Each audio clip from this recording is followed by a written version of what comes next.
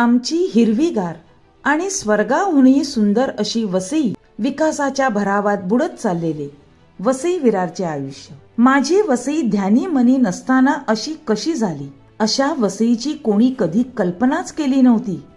हे वाक्य आज प्रत्येक वसईकरांच्या ओठांवर आहे. कारण गेल्या काही वर्षांपासून वसई, विरार, नालासोपारा, नायगाव आणि आजूबाजूच्या परिसरात पाऊस पडला की लोकांच्या मनात भीतीचे सावट पसरते. रस्ते जलमय होतात, घरांमध्ये पाणी घुसते, वीज आणि पिण्याच्या पाण्याची व्यवस्था कोलमडते आणि अनेक कुटुंबांना 4-4, 5-5 दिवस घरात कैद होऊन राहावे लागते. लहान मुले, ज्येष्ठ नागरिक, आजारी व्यक्ती आणि महिलांचे हाल तर शब्दात मांडणे कठीण आहे. अनेक ठिकाणी कित्येक कुटुंबांना अशा परिस्थितीत आपल्या स्वतःच्या घरात राहता येत नाही, दुसरीकडे आधार घ्यावा लागतो. कारण घरात रस्त्यावरील घाण आणि कचरा दूषित पाण्याबरोबर घुसल्यानंतर प्रश्न उरतो की या घाणीत आपल्याच घरात राहायचे कसे.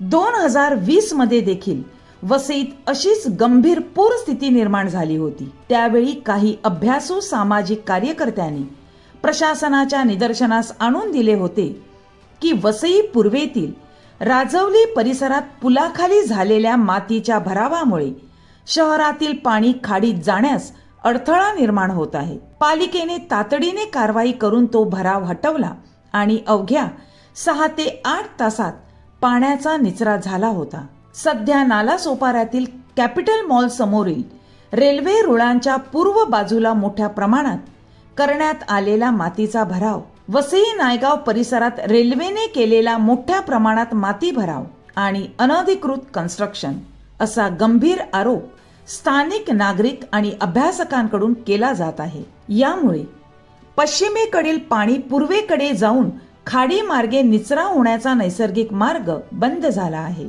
परिणामी चुळणे, गास, दिवाणमान, अंबाडी रोड, विद्या मंदिर मार्ग, 100 फूट रोड, ओमनगर, विशालनगर, आनंदनगर, साईनगर, माणिकपूर हे भाग पूर्णपणे पाण्याखाली गेलेले आहेत.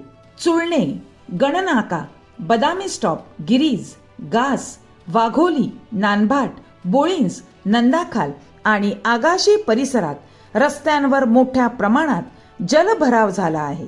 वसईची ओळखच पुसली जात आहे. पूर्वी वसई विरारमध्ये मोठ्या प्रमाणावर पाणथळ जागा, शेती आणि खाडी किनारी मोकळी जमीन होती. या जागा निसर्गाच्या अतिरिक्त पाणी साठवण्याचे काम करायच्या. पावसाचे पाणी साठवून ते हळूहळू समुद्रात सोडायच्या. परंतु विकासाच्या नावाखाली या पाणथळ जागांवर भराव टाकून इमारती, रस्ते आणि पार्किंग उभारली गेली. पाणी साठवण्याची आणि शोषून घेण्याची नैसर्गिक व्यवस्था नष्ट झाली आणि आता तेच पाणी थेट नागरिकांच्या घरात घुसत आहे. पूर्वी प्रत्येक गाव पाड्यातून नाले वाहत होते. ह्या नाल्यातील पाणी खाड्या आणि नद्यांपर्यंत पोहोचवत होते. मात्र अनेक नाले बंद करण्यात आले. काहींवर अतिक्रमण झाले तर काहींवर कॉन्क्रीटचे रस्ते उभे राहिले. आता पाण्याला मार्गच उरला नाही. त्यामुळे तेच पाणी उलट दिशेने येऊन वस्त्या आणि रस्ते जलमय करत आहेत. विकास हवा, परंतु सामान्य माणसाचे आयुष्य उद्ध्वस्त करणारा नसावा. आज वसई विरारमधील हजारो नागरिक एकच प्रश्न विचारत आहेत. 4 दिवस वीज नाही, पिण्याचे पाणी नाही, दळणवळण बंद, वैद्यकीय सुविधा नाहीत. अशा परिस्थितीत आम्ही जगायचे कसे?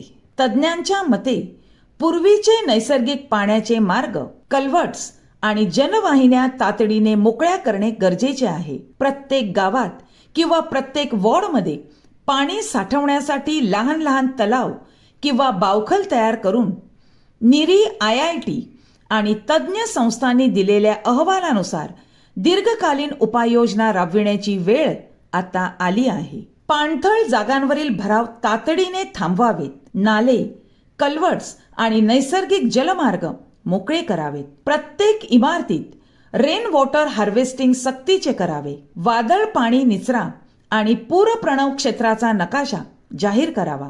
विकास कामांपूर्वी पर्यावरण आणि जलनिचरा अभ्यास अनिवार्य आहे. विकास होणे आवश्यक आहे, पण निसर्गाचा समतोल बिघडवून नाही. कारण विकासाच्या नावाखाली जर मनुष्य जीवनच असुरक्षित असेल तर त्या विकासाचा उपयोग काय? आज प्रत्येक वसईकरांच्या मनात एकच इच्छा आहे, विकास करा, आम्हाला तो हवा आहे.